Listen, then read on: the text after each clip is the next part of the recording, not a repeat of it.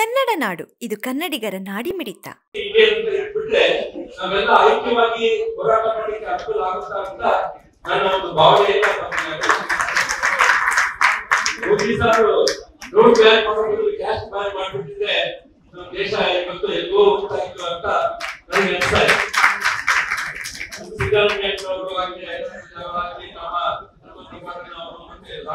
ಪ್ರತಿಯೊಬ್ಬರು ಕೂಡ ಪಂಚಾಯತ್ ಇದ್ದು ಹಿರಿಯನ್ನ ಅದೇ ಒಂದು ಇರುವಂತಂದ್ರೆ ಇದು ನಮ್ಮನ್ನ ಒಡೆಯೋದಕ್ಕೆ ಮಾಡಿದಂತ ಪ್ರಯತ್ನ ಆಯ್ತು, ಎಷ್ಟು ಮಾಡಿದ್ರು. ಹಾಗಾಗಿ ನಮ್ಮವರು ಕೂಡ ಅದೇ ವಿಚಾರದಲ್ಲಿ ಸೇರಿ ಅಲ್ಲಿ ಕೂಡ ಕುಲಕ್ಕೆ ವೈರಿಗಳಾಗಿ ಮಾಡಿ ಅಲ್ಲಿ ಕೂಡ ಒಂದರಲ್ಲಿ ಅನ್ನೋ ಮಟ್ಟಕ್ಕೆ ನಮ್ಮ ಸರ್ಕಾರ ಯೋಚನೆ ಮಾಡ್ತಾ ಇದೆ. ಹಾಗಾಗಿ ಈ ಕಾಂಗ್ರೆಸ್ ಸರ್ಕಾರ ಎಲ್ಲಿವರೆಗೆ ಇರ್ತೋ ನಮ್ಮ ದೇಶ ಇಷ್ಟೇ ಇರುತ್ತೆ ಅಂತ ನನ್ನ ಭಾವನೆ.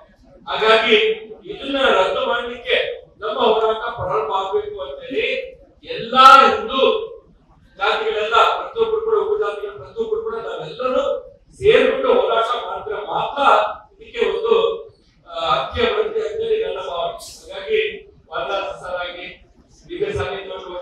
ಭಾವಗಳಾಗ್ಲಿ ನಮ್ದೆಲ್ಲ ಉದ್ದೇಶಿಸಿ ಮಾತಾಡ್ತಾರೆ. ಮಾತಾಡಿ ನಮ್ಮ ಅಭಿಪ್ರಾಯ ನಾವೇನ್ ತಿಳಿಸಿದೀವೋ ಇದನ್ನ ಹೋರಾಟ ರೂಪದಲ್ಲಿ ತಗೊಂಡು ಹೋಗಿದ್ರೆ ಮಾತ್ರ ಮುಂದೆ ನಮಗೆ ಒಂದು ಸಕ್ಸಸ್ ಕೂಡ ಹೇಳಿ ಇಷ್ಟಪಡ್ತಾ ಇದ್ದೀವಿ. ನಾವೆಲ್ಲ ಒಂದು ಕಾರ್ಯಕ್ರಮ ಯಶಸ್ವಿ ಮಾಡಿದ್ದೀವಿ. ನಮ್ಮೆಲ್ಲರಿಗೂ ಧನ್ಯವಾದಗಳು ತಿಳಿಸಿ ನನ್ನ ಮಾತುಗಳಿಗೆ ವಿರಾಮ. ಈ ಜಾತಿ ಜನಗಣತಿಯ ಹಿನ್ನೆಲೆಯಲ್ಲಿ ಹಿಂದುಳಿದ ವರ್ಗಗಳ ಆಯೋಗ ಕಳೆದ ತಿಂಗಳು ಆಗಸ್ಟ್ 22ನೇ ತಾರೀಕು ಅವರು ಒಂದು ಪ್ರಕಟಣೆಯನ್ನ ಕೊಟ್ಟರು. ಏನ್ ಪ್ರಕಟಣೆ?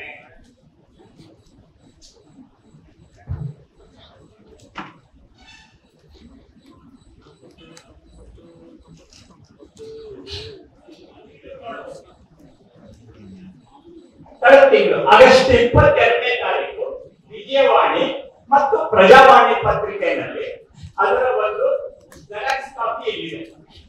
ಒಂದು ಪ್ರಕಟಣೆಯನ್ನ ಕೊಟ್ಟಿದೆ ಸರ್ಕಾರ ಆಯೋಗ. ಏನದು? ಕರ್ನಾಟಕದಲ್ಲಿ ಈ ರೀತಿ ಒಂದು ಜಾತಿ ಜನಗಣತಿ ನಡೀತಾ ಇದೆ. ಅದಕ್ಕೆ ಸಂಬಂಧಪಟ್ಟ ಹಾಗೆ ನಾವು 1400 ಜಾತಿ ಉಪಜಾತಿಗಳನ್ನ ಗುರುತಿಸಿದೆ. ಅದರ ಒಂದು ಪಟ್ಟಿಯನ್ನ ಆಲ್ಫಾಬೆಟಿಕಲ್ ಆರ್ಡರ್ ಕೊಟ್ಟಿದ್ದೀವಿ. ಎಲ್ಲ ಜಾತಿ ಸಮುದಾಯಗಳು ಒಂದ್ಸರಿ ಅದನ್ನ ಗಮನಿಸಿ, ಅಕಸ್ಮಾತ್ ನಮ್ಮ ಜಾತಿ ಉಪಜಾತಿ ಹೋಗಿದ್ರೆ ನೀವು ಅದಕ್ಕೆ ಆಕ್ಷೇಪಣೆಯನ್ನ ಕೊಡಬೇಕು ಆಯೋಗದವರು ಕೊಟ್ಟಿದ್ದಾರೆ. ಈ ಪ್ರಕಟಣೆ ಏನ್ ಬಂದು 1400 ಜಾತಿಗಳು ಅದನ್ನ ನೋಡಿದಾಗ ಒಂದು ಪ್ರಶ್ನೆ ಬರುತ್ತೆ. ಏನದು ಪ್ರಶ್ನೆ? ಆ ಪ್ರಶ್ನೆನೇ ಇಲ್ಲಿರೋದು. ಏನಪ್ಪಾ ಅಂತ ಹೇಳಿದ್ರೆ, ಈ ಜಾತಿಗಳ ಪಟ್ಟಿಯಲ್ಲಿ ನಮ್ಮ ಜಾತಿಗಳಿಗೆ ಈ ಜಾತಿಗಳ ಜೊತೆಗೆ ಕ್ರೈಸ್ತ ಅಂತಕ್ಕಂತಹ ಜಾತಿಗಳು ಬಂದ್ಬಿಟ್ಟಿದೆ. ಉದಾಹರಣೆ, ಆದಿ ಆಂಗ್ಲ ಕ್ರೈಸ್ತರು, ಆದಿ ದ್ರಾವಿಡ ಕ್ರೈಸ್ತರು, ಆದಿ ಕರ್ನಾಟಕ ಕ್ರೈಸ್ತರು, ಬಂಜಾರ ಕ್ರೈಸ್ತರು, ಬಾಲಿಕಾರ ಕ್ರೈಸ್ತರು, ಬಾಲಿಕಾರ ಅಂದ್ರೆ ನಮ್ಮ ಗಂಗಾಪುರ ಅಲ್ವಾ, ಈ ತರ ಬ್ರಾಹ್ಮಣ ಹುಡುಗ ಜಂಗಮ ಕ್ರೈಸ್ತರು, ಕ್ರಿಶ್ಚಿಯನ್ ಅಂದ್ರೆ ದೇವಾಂಗ ಕ್ರೈಸ್ತರು, ಒಂದ ಕ್ರೈಸ್ತರು, ಲಿಂಗಾಯತ ಕ್ರೈಸ್ತರು, ಮಕ್ಕಳಿರ್ಬೋದು, ಇನ್ಯಾವುದೋ ಮಡಿವಾಳ ಇರ್ಬೋದು, ಕುರುಬ ಸಮಾಜ ಇರ್ಬೋದು, ಈಡಿಗ ಸಮಾಜ ಇರ್ಬೋದು. ಈ ರೀತಿ 2A ನಲ್ಲಿ ಜಾತಿಗಳಿದ್ದಾವೆ, 2B ನಲ್ಲಿ ಲಿಂಗಾಯತ ಸಮಾಜದ ಜಾತಿಗಳಿದ್ದಾವೆ ಅಲ್ವಾ. ಅದನ್ನೇ ಲಿಂಗಾಯತರು ಅಲ್ಲ, OBC ಅವರು ಅಲ್ಲ, SC ST ಅಲ್ಲ, ಆ ರೀತಿಯ ಸವರ್ಣೀಯರು ಬ್ರಾಹ್ಮಣರು ಇರ್ಬೋದು, ವೈಶ್ಯರು ಇರುವುದು.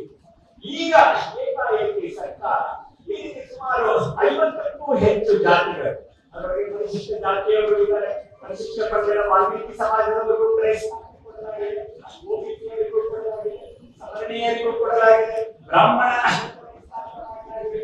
ಹೀಗೆ ಮಾಡ್ಬಿಟ್ರು ಸರ್ಕಾರ. ಈ ಪ್ರಶ್ನೆಯನ್ನ ಸ್ವಲ್ಪ ಚರ್ಚೆ ಮಾಡ್ತಾರೆ. ಸರ್ಕಾರದ ವ್ಯವಸ್ಥೆಯಲ್ಲಿ ಯಾವ ರೀತಿ ಇದೆ? ಇವಾಗ ಪರಿಶಿಷ್ಟ ಜಾತಿಯವರು ಅವರು ಕ್ರಿಶ್ಚಿಯನ್ ಆದ್ರೆ ಅವರು ಪರಿಶಿಷ್ಟ ಜಾತಿಯಲ್ಲಿ ಇರೋ ಕಾರಣದಿಂದ ಸರ್ಕಾರದ ವ್ಯವಸ್ಥೆ ಪ್ರಕಾರ ಅವರು ಪ್ರವರ್ಗ 1ಕ್ಕೆ ಹೋಗಬೇಕಾಗುತ್ತೆ. ಮತಾಂತರ ಆದ ದಲಿತ ಕ್ರಿಶ್ಚಿಯನ್ರು, ಬೇರೆ ಕ್ರಿಶ್ಚಿಯನ್ರು ನಮ್ಮ 3P ಲಿಂಗಾಯತ ಸಮಾಜದ ಜೊತೆಗೆ ಕ್ರೈಸ್ತರನ್ನ 3P ಗುರುತಿಸಲಾಗಿದೆ ಅಲ್ವಾ.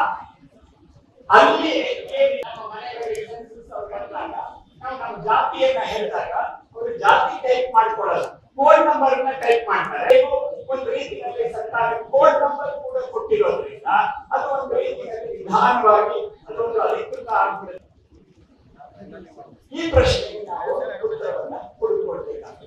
ಒಂದು ರೀತಿಯಲ್ಲಿ ಈ ರೀತಿ ನಮ್ಮ ಜಾತಿ ಬಂಜಾರ ಸಮುದಾಯದವರಿಗೂ ಈವನ್ ನಮ್ಮ ದಾವಣಗೆರೆ ಭಾಗದಲ್ಲಿ ನಮ್ಮ ಶಿರಾನಂದ ಮೂರ್ತಿಯವರು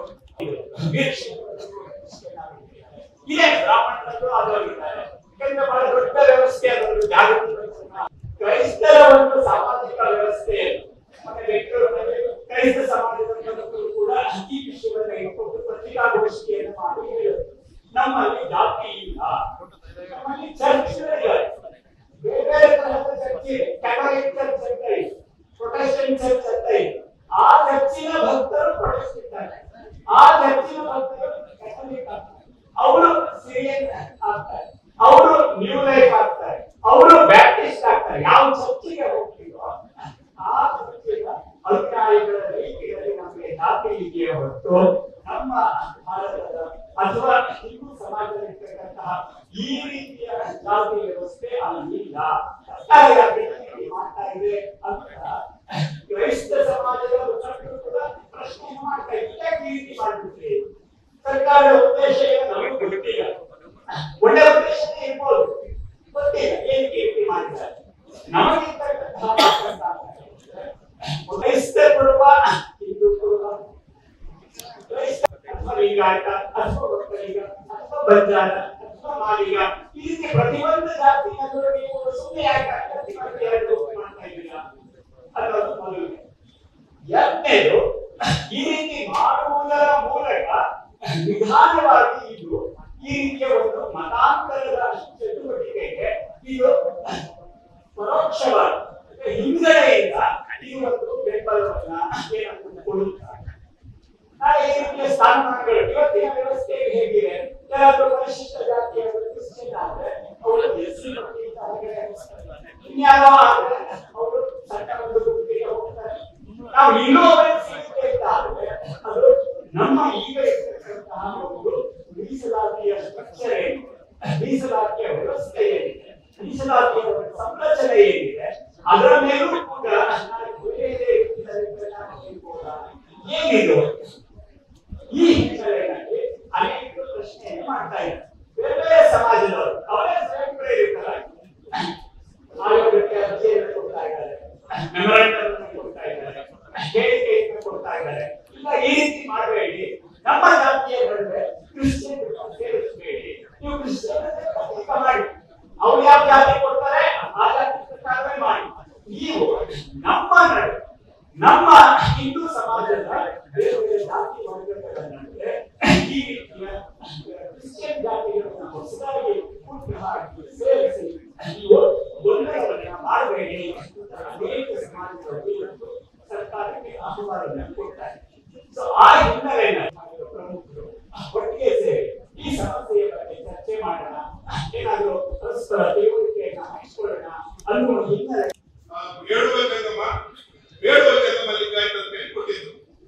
ತಕ್ಷಣ ಒಂದು 100 ಜನ ಸಭೆ ಸೇರಿ ಒಂದು 180 ಜನ ಕುಟುಂಬಗಳ ತಕರಾರು ಅರ್ಜಿಯನ್ನು ತಯಾರು ಮಾಡಿ ಅವರೇನು 29ನೇ ತಾರೀಕು ಸಮಯ ಕೊಟ್ಟಿದ್ರು, ಅಲ್ಲಿ ಹೋಗಿ ಆಕ್ಷೇಪಣೆ ಸಲ್ಲಿಸಿದ್ರು. ಆ ಆಕ್ಷೇಪಣೆ ಸಲ್ಲಿಸಿದ ನಂತರ ಅದು ಇಂಡಿವಿಜುವಲ್ ಆಕ್ಷೇಪಣೆಗೆ ಬೆಲೆ ಸಿಕ್ಕುತ್ತೋ ಇಲ್ಲ ಅಂತ ಹೇಳಿ ಬೆಂಗಳೂರಲ್ಲಿ ಒಂದು 20-25 ಜನ ನಮ್ಮ ಸಮಾಜದ ಹಿರಿಯ ವಕೀಲರು ನಾವೆಲ್ಲ ಸೇರಿ ಅದಕ್ಕೊಂದು ಸಂಘನ ಕೂಡ ರಚನೆ ಮಾಡಿದ್ವಿ. ಭಾರತೀಯ ವೀರಶೈವ ಲಿಂಗಾಯತ ಜಂಗಮ ಪರಿಷತ್ ಅಂತ ಹೇಳಿ ಅವರಿಗೆ ಅರ್ಜಿ ಕೊಟ್ಟು, ಜಂಗಮರಲ್ಲಿ ಯಾರು ಕ್ರಿಶ್ಚಿಯನ್ ಜಂಗಮರಿಲ್ಲ, ದಯಮಾಡಿ ಅದನ್ನು ನೀವು ತೆಗಿಬೇಕು. ಅದರ ಜೊತೆಗೆ ನಮ್ಮ ಮೂಲ ಜಂಗಮ ಜಾತಿ ವೀರಶೈವ ಜಂಗಮರು, ವೀರಶೈವ ಲಿಂಗಾಯತ ಅಂತೇಳಿ 3 ಜನರನ್ನು ಒಟ್ಟಿಗೆ ಸೇರಿಸಬೇಕಂತೇಳಿ ನಾವು ನಿಗದಿತ ಸಮಯದಲ್ಲಿ ಅರ್ಜಿ ಕೊಟ್ಟಾಗ ಇವತ್ತು ನಿನ್ನೆ ರಾತ್ರಿ ಪಟ್ಟಿ ಪ್ರಕಟ ಆಗಿದೆ. 14 ಜಾತಿಗಳಲ್ಲಿ 15 ಜಾತಿ ಬಂದಿದೆ. ಅದರಲ್ಲಿ ನಾವು ಕೇಳಿರ್ತಕ್ಕಂಥದ್ದು ಬಂದಿದೆ. ಜಂಗಮರಿಗೆ ಒಂದು ನಂಬರ್ ಕೊಟ್ಟಿದ್ದಾರೆ, ವೀರಶೈವ ಜಂಗಮರಿಗೆ ಒಂದು ನಂಬರ್ ಕೊಟ್ಟಿದ್ದಾರೆ, ಜಂಗಮರು ಲಿಂಗಾಯತ ಅಂತ ಒಂದು ನಂಬರ್ ಕೊಟ್ಟಿದ್ದಾರೆ, ಲಿಂಗಾಯತ ಜಂಗಮರ ಅಂತ ಒಂದು ನಂಬರ್ ಕೊಟ್ಟಿದ್ದಾರೆ, ವೀರಶೈವ ಲಿಂಗಾಯತ ಜಂಗಮರ ಅಂತ ಕೊಟ್ಟಿದ್ದಾರೆ. ಇದನ್ನು ಯಾಕೆ ಪ್ರಸ್ತಾವನೆ ಮಾಡುದು ಅಂತ ಹೇಳಿದ್ರೆ, ಇಲ್ಲಿ ಎಲ್ಲ ಜಾತಿ ಜನಾಂಗ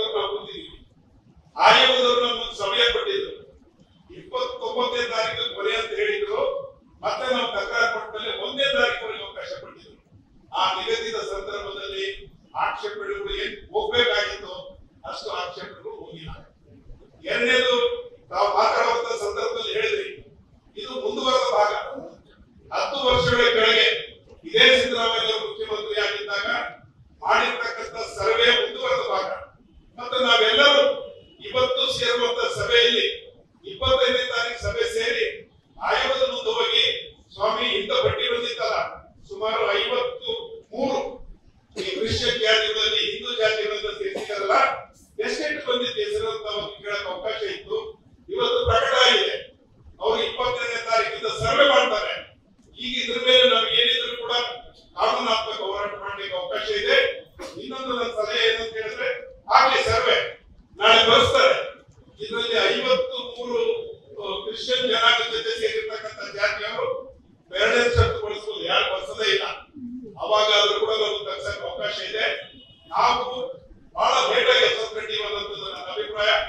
ನಾನೇನ್ ಮಾಡಿದೆ, ನಮ್ಮ ಸ್ನೇಹಿತರು ಸೇರಿದ್ರಲ್ಲ ಬೆಂಗಳೂರು ಸಮುದಾಯ, ಇದನ್ನ ಎಲ್ಲರೂ ಮಾಡಿದ್ರೆ ಬಹಳ ಚೆನ್ನಾಗಿ ಆಗ್ತಿತ್ತು. ಮುಂದೆ ಆದ್ರೂ ಕೂಡ ಒಂದು ಸಭೆ ಕರೆದು ಒಂದು ಜಾಗೃತಿ ಮೂಡಿಸ್ತಕ್ಕಂಥದ್ದು ಬಹಳ ಸಂತೋಷದಾಯಕ ವಿಷಯ ಇದೆ. ಈ ಜಾಗೃತಿ ಹೀಗೆ ಮುಂದುವರಿಬೇಕು. ಮುಂದೆ ಸಾಧ್ಯವಾದ ಲೀಗಲ್ ಆಕ್ಷನ್ ಅಥವಾ ನಾಳೆ ಈ ಸರ್ವೆ ಮುಗಿದ ನಂತರ 15 ದಿನ ಸರ್ವೆ ಸಮಯ ಕೊಡ್ತಾರೆ. ಮತ್ತೆ ಆಯೋಗಕ್ಕೆ ಹೋಗಿ, ಸ್ವಾಮಿ ನೀವೇ ಸರ್ಕಾರದವರು ಪ್ರಕಟ ಮಾಡಿದ್ರಲ್ಲ 56 ಜಾತಿ ಹೆಚ್ಚಿನ ಮುಂದೆ ತೋರಿಸಿ ಅಂತ ಕೇಳಕ್ ಕೂಡ ಅವಕಾಶ ಇದೆ. ಆನಂತರ ಕೂಡ ತಕ್ಷಣ ಬರುತ್ತೆ ಅಂತ ಹೇಳಿ ನಾನು ಅಭಿಪ್ರಾಯ ಕೊಡ್ತಾ ಇದ್ದೇನೆ. ಧನ್ಯವಾದ. ಯಾವಾಗ ಅಧಿಕೃತ ಆಯ್ತು ಅದನ್ನು ನಾವು ಅಧಿಕೃತವಾಗಿ ಪ್ರಶ್ನೆ ಮಾಡೋದು. 52 ಈ ಮುಂಚೆನೆ ಇಲ್ವಾ ಸರ್ಕಾರದ ರಾಜಕಾರಣದಲ್ಲಿ ಅಂತ ತಿಳ್ಕೊಂಡ್ರೆ ಇದರ ಒಂದು ಬೆಲೆ ಏನಿದೆ ಇದು ಅಧಿಕೃತವಾಗಿ ಕೊಡೋದಕ್ಕೆ ಬರುತ್ತಾ ಇಲ್ಲ ಅಂತ ಪ್ರಶ್ನೆ ಅಲ್ಲಿದೆ ಅಂತ ನನ್ನ ಅನಿಸಿಕೆ. ಹಾಗಾಗಿ ಇದು ಜಾತಿ ಪಟ್ಟಿಯಲ್ಲಿ ಈಗಾಗಲೇ ಗೆಜೆಟೆಡ್ ಇತಿಯಾಗಿದೆ ತಿಳ್ಕೊಂಡ್ರೆ ಈ ಹೋರಾಟಕ್ಕೆ ಸ್ವಲ್ಪ ಬೇಗ ಉತ್ತರಿಸಲಿಕ್ಕೆ ಅಥವಾ ದಾರಿ ಸಿಗುತ್ತೆ. ಇದು ಗೆಜೆಟ್ ನೋಟಿಫಿಕೇಶನ್ ಈ 52 ಜಾತಿಗಳಿಗೆ ಆಗಿಲ್ಲ. ಒಂದು ಜಾತಿ ಹೊಸದಾಗಿ ಸೇರ್ಪಡೆ ಆಗಬೇಕು ಅಂತ ಅದಕ್ಕೆ ಅನೇಕ ರೀತಿಯ ಸರ್ಕಾರದ ಕ್ರಮಗಳಾಗಬೇಕು. ಪರಿಶಿಷ್ಟ ಜಾತಿ ಪರಿಶಿಷ್ಟ ಪಂಗಡಕ್ಕೆ ಸೇರಬೇಕು ಅಂದ್ರೆ ಜಾತಿಗಳು ಸೇರಬೇಕು ಅಂದ್ರೆ ಅದು ವಿಧಾನಸಭೆಯಲ್ಲಿ ಆಗಬೇಕು, ಗೆಜೆಟ್ ನೋಟಿಫಿಕೇಶನ್ ಆಗಬೇಕು. ಅದಕ್ಕಿಂತ ಮುಂಚೆ ಕೂಡ ಈ ಅಧ್ಯಯನ ಆಗಬೇಕು. ಆಗ ಒಂದು ಜಾತಿಯನ್ನು ಸೇರಿಸಬಹುದು. ಯಾವುದೂ ಈ ಪ್ರಕಾರದಲ್ಲಿ 52 ಜಾತಿಯ ಪ್ರಕಾರದಲ್ಲಿ ಯಾವುದೂ ಆಗಿಲ್ಲ. ಪರಿಶಿಷ್ಟ ಜಾತಿ ಆರ್ಗ್ಯುಮೆಂಟಲ್ ಆಗಬೇಕು, ಆ ರೀತಿ ಯಾವುದೇ ಮಾಡಿಲ್ಲ. ಇದು ಯಾವಾಗ ಬಂತು ಅಂತ ಹೇಳಿದ್ರೆ, ಈಗ ನಮ್ಮ ಅಣ್ಣವರು ಹೇಳಿದ್ರು, ಅದು ಕಾಂತರಾಜ್ ಆಯೋಗದ ವರದಿನಲ್ಲಿ ಕೆಲವು ಜಾತಿಗಳನ್ನ ಅವರು ಸೇರಿಸಿದ್ರು.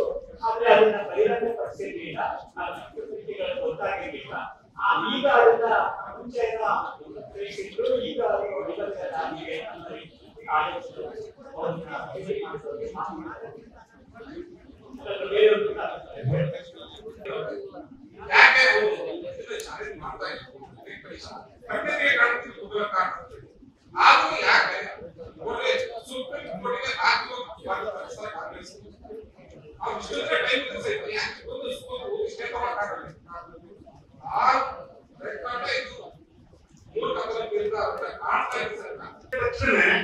ಸೃಷ್ಟಿ ಮಾಡಿರ್ತಕ್ಕಂಥದ್ದು ಇವತ್ತು ಸರ್ಕಾರ ನಡೆಸತಕ್ಕಂಥ ರಾಜ್ಯ ಸರ್ಕಾರ ಪತನದ ಅಂತ್ಯ ಬಂದಿದೆ ಅಂತೇಳಿ ಅನಿಸ್ತಾ ಇದೆ. ಇದು ಕೊಟ್ರೆ ಆದ್ರೆ ಕುರುಬ ಕೃಷಿ ಅಂತ ಬರ್ಸಿದಾರಲ್ಲ, ಈ ಜಾತಿ ಅಂತೇಳಿ ಬಟ್ಟ ಸಮಯದಲ್ಲಿ ನಮ್ಮ ಗುರುಗಳು ಪತ್ರಿಕೆ ರೂಪಿಸಿದ್ರೆ, ವಾಟ್ಸಪ್ ಇದ್ದಾರೆ, ನೀವು ಏನಾದ್ರೂ ವರ್ಷ ಕಾಲಕ್ಕೆ ಮಾಡಿದಾಗ ಹಿಂದೂ ಕುರುಬ ಅಂತ ಬರ್ಸ್ತಾರೆ ಅಂತ ನಮ್ಗೆ ಹೇಳಿದ್ದಾರೆ. ಆದ್ರೆ ಕುರುಬ ಕ್ರಿಶ್ಚಿಯನ್ ಅಂತೇಳಿ ಮಾಡಿದಾರಲ್ಲ, ಯಾರಾದ್ರೂ ಹಿಂದೂ ಕುರುಬ ಕ್ರಿಶ್ಚಿಯನ್ ಅಂತೇಳಿ ಮಾಡಕ್ಕೆ ಹಿಂದೆ ಸರ್ವೆ ಮುಖಾಂತರ ಮಾಡಿದ್ರು ಅಥವಾ ಸರ್ಕಾರವೇ ಕುರುಬ ಕ್ರಿಶ್ಚಿಯನ್ ಸೃಷ್ಟಿ ಮಾಡಿದಂತೆ ನಮಗೆ ಅನುಮಾನ ಬರ್ತಾ ಇದೆ. ಅದಕ್ಕೋಸ್ಕರವಾಗಿ ಈ ರೀತಿ ಜಾತಿಗೆ ತಮ್ಮ ಅಧಿಕಾರಕ್ಕೋಸ್ಕರವಾಗಿ ಏನಾದ್ರು ಮಾಡಿದ್ರೆ ದಂಗೆ ಹೇಳಬೇಕಾಗುತ್ತೆ. ನಾವು ಸುಮ್ಮನೆ ಆಗ ಕೆಲಸ ಅಲ್ಲ. ಹಿಂದೆ ನೋಡಿದ್ರು ಕೆಲವು ರಿಸರ್ವೇಶನ್ ಸಬ್ಜೆಕ್ಟ್ ರಾಜಕೀಯ ವಿಚಾರ.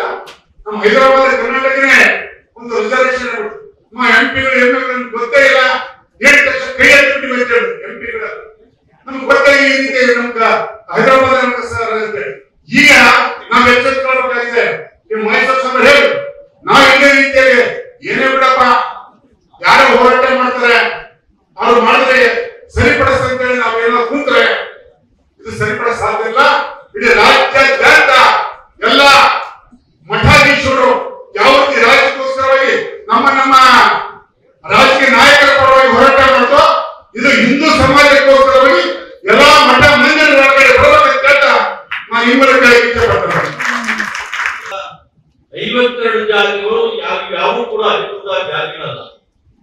ಈಗಾಗಲೇ ವಾದಿರಾಜರು ಪ್ರಾಸ್ತಾವಿಕದಲ್ಲಿ ಹೇಳಿದಂತೆ ಕೇವಲ Catholic Christian, Protestant Christian, Baptist Christian ಇವು ಮಾತ್ರ ಕ್ರಿಶ್ಚಿಯನ್ ಜಾತಿಗಳು. ಆದ್ರೆ ಈ 52 ಇವತ್ತೇನು ತೋರಿರ್ತಕ್ಕಂಥ ಜಾತಿಗಳು ಏನಿದ್ದಾವೆ ಇವು ಯಾವೂ ಕೂಡ ಅಧಿಕೃತ ಜಾತಿಗಳಲ್ಲ. ಹಾಗಾಗಿ ನಮ್ಮ ಸಮಾಜಗಳೇ ಹಿಂದೂ ಸಮಾಜಗಳಲ್ಲಿ 52 ಸಮಾಜ ದೇಶಗಳಲ್ಲಿ ಕ್ರಿಶ್ಚಿಯನ್ ಅಂತ ಸೇರಿಸಿದ್ರೆ ನಾವೆಲ್ಲರೂ ಕೂಡ ಇನ್ನೂ ಕಾಲಾವಕಾಶ ಇದೆ. ತಕ್ಷಣ ಆಯೋಗಕ್ಕೆ ನಮ್ಮ ಅಬ್ಜೆಕ್ಷನ್ ಕೊಟ್ಟು ಈ ವಿಷಯಕ್ಕೆ ಒಂದು ಉತ್ತಮವಾದಂತಹ ಒಂದು ಬಹಳ ಸಮಂಜಸವಾದಂತ ಎಚ್ಚರಿಕೆಯನ್ನು ಕೊಡ್ತಕ್ಕಂಥ ಕೆಲಸವನ್ನು ನಾವೆಲ್ಲರೂ ಕೂಡ ಮಾಡಬೇಕಂತೇಳಿ ನನ್ನ ಪ್ರಾರ್ಥನೆ. ಮುಖ್ಯವಾಗಿ ಈ ಸರ್ಕಾರ ಆದೇಶ ಕ್ರೈಸ್ತರ ಪದ್ಧತಿ ಅಂತ ಹೇಳಿ ಇದು ಬಹಳ ಸಮಂಜಸವಾಗಿದೆ ಅಂತ ಹೇಳಿ ನಾನು ಸಭೆಯಲ್ಲಿ ವ್ಯಕ್ತಪಡಿಸ್ತಾರೆ. ಯಾಕಪ್ಪ ಅಂತಂದ್ರೆ ಇದರಲ್ಲಿ ಏನಾಗ್ತದಪ್ಪ ಅಂತಂದ್ರೆ ನಮ್ಮಲ್ಲೇ ಹಿಂದೂಗಳಲ್ಲಿ ಜಾತಿಯಲ್ಲಿ ಒಡೆಯಕ ಕುತಂತ್ರ ಅಂತ ಹೇಳಿ ನಾವು ಹೇಳಕ್ ಇಷ್ಟಪಡ್ತಾರೆ. ಯಾಕಂತಂದ್ರೆ 1105 ನಮ್ಮ ರೆಡ್ಡಿ ಜನಾಂಗ ಅಂತ ಹೇಳಿ ಒಂದು ಬೋರ್ಡ್ ಕೊಟ್ಟಿದ್ದಾರೆ. ಆದ್ರೆ 1105 ಕೆಳಗಡೆನೆ 1106 ರೆಡ್ಡಿ ಕ್ರಿಶ್ಚಿಯನ್ ಅಂತ ಕೊಟ್ಟಿದ್ದಾರೆ. ಇದರಲ್ಲಿ ಎಷ್ಟು ಒಂದು ಕುತಂತ್ರ ಇದಪ್ಪ ಅಂತಂದ್ರೆ 1105 ರೆಡ್ಡಿ ಹಿಂದೂ ರೆಡ್ಡಿ 1106 ಅಲ್ಲಲ್ಲ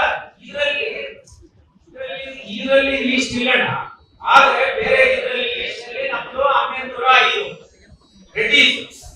ನಾವೇನ್ ಹೇಳ್ತಾ ಇದ್ದೀವಪ್ಪ ಅಂತಂದ್ರೆ ಹಿಂದೂ ರೆಡ್ಡಿ ಅಂತ ಹೇಳಿ ಬಳಸ್ತೀವಿ. ಕೋಡ್ ಏನಪ್ಪ ಅಂತಂದ್ರೆ 1105 ಹಾಕ್ಬೇಕನ್ನ ನಮ್ಮದು. ಆದ್ರೆ 1105 ಕೆಳಗಡೆ ಕನ್ಫ್ಯೂಷನ್ ಆಗಿ ಸಮಾಜ ಬಂಧುಗಳು ಕನ್ಫ್ಯೂಷನ್ ಆಗಿ ಅಂತ ಹೇಳಿ 1105 ಆಗತ್ತೆ 1106 ಕೊಟ್ಟಿದ್ದಾರೆ. ಅಂದ್ರೆ ಎಷ್ಟು ಇದು ಕನ್ಫ್ಯೂಷನ್ ಕುತಂತ್ರ ಬಹಳ ಇದೆ ಇದರಲ್ಲಿ. ನಿಜವಾಗಿಯೂ ನಾವು ಎಲ್ಲರೂ ಈಗ ಅದನ್ನ ಎಚ್ಚರಿಕೊಂಡು ಕ್ರಿಶ್ಚಿಯನ್ ನನ್ನ ಒಂದು ವೈಯಕ್ತಿಕ ಪ್ರಕಾರಪ್ಪ ಅಂತಂದ್ರೆ ಇದು ಕ್ರಿಶ್ಚಿಯನ್ ಹಿಂದೂ ಧರ್ಮ, ಮುಸ್ಲಿಂ ಧರ್ಮ, ಹಿಂದೂ ಧರ್ಮ ಅನ್ನೋ ಒಂದು ಇದರಲ್ಲಿ ಇದೆ. ಆ ಕ್ರಿಶ್ಚಿಯನ್ ಧರ್ಮ ಆದ್ಮೇಲೆ ಈ ಇದರಲ್ಲಿ ಲೀಸ್ಟಲ್ಲಿ ಈ ಧರ್ಮಗಳಲ್ಲಿ ರೆಡ್ಡಿ ಕ್ರಿಶ್ಚಿಯನ್, ಕುರುಬ ಕ್ರಿಶ್ಚಿಯನ್ ಇವೆಲ್ಲ ಬರೋದ್ರೆಲ್ಲ ಅರ್ಥ ಕಣ್ಣಾರೆ ಕಾಣಿಸ್ತಾ ಇದೆ. ಅದು ಧರ್ಮನೇ ಬೇರೆ. ಉನ್ನತ ಮಾಡ್ತಾ ಇದ್ದಾರೆ. ಇದಕ್ಕೆ ನಾವೆಲ್ಲ ಖಂಡನೆ ಮಾಡಬೇಕು ಮತ್ತೆ ಹೋರಾಟನೂ ಮಾಡಬೇಕು. ಮತ್ತೆ ಇನ್ನೊಬ್ರು ನಮ್ಮ ಹಿರಿಯರು ಹೇಳಿದಾಗೆ ಇದಕ್ಕೊಂದು ನಾವು ಕೋರ್ಟ್ನಲ್ಲಿ ಕೂಡ ಅಪೀಲ್ ಮಾಡೋಣ. ಅಪೀಲ್ ಮಾಡೋದಕ್ಕೆ ಮುಂಚೆ ನಾವೇ ಎಚ್ಚರಿಕೊಳ್ಬೇಕು.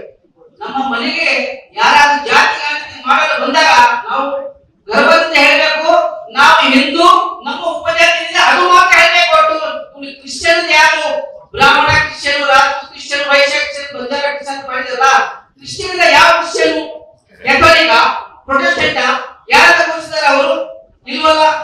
ಇದೇ ರೀತಿ ಮುಸಲ್ಮಾನ್ ಯಾರು ಮಾಡಿಲ್ಲ ಅವರು. ಮುಸಲ್ಮಾನರು ಉಳಿದಾರ ಸುನ್ನಿ ಶಿಯಾ ಇದ್ದಾರೆ, ನದಾಬಿದ್ದಾರೆ, ಅವರೆಲ್ಲ ಯಾಕೆ ಮಾಡಿಲ್ಲ ಅಂದ್ರೆ ಏನು ನಮ್ಮಲ್ಲಿ ಸಂಘಟಿತರು ನಾವು ಆಗೋದಿಲ್ಲ.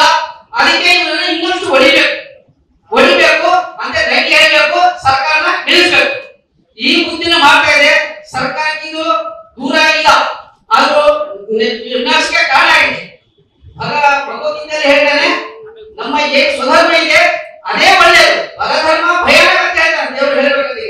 ಅದನ್ನೇ ನಾವು ಪಾಲನೆ ಮಾಡ್ತಾ ನಾವು ಮನೆಗಳಿಗೆ ಯಾರನ್ನ ಬಂದ್ರೆ ಸರ್ಕಾರಕ್ಕೆ ಬೈದು ನಾವು ಹಿಂದೂ ನಮ್ಮ ಉಪಜಾತಿ ಮಾತ್ರ ಬರೆಸಬೇಕು ಹೊರತು ಈ ಕ್ರಿಶ್ಚಿಯನ್ ಬರೆಸಬಾರ್ದು ಅಂತ ಹೇಳ್ಬಿಟ್ಟು ಖಂಡಿತವಾಗಿ ಹೇಳಬೇಕಂತ ಹೇಳ್ಬಿಟ್ಟು ನಾವು ತಮ್ಮಲ್ಲಿ ಮನವಿ ಮಾಡ್ತಾ ಇದ್ದೀವಿ.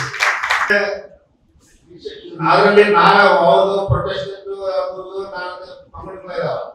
ಇದು ಕ್ರಿಯೇಟ್ ಮಾಡ್ಯಾರ ಅಂತ ಹೇಳಿ ನನ್ನ ಅನಿಸಿಕೆ.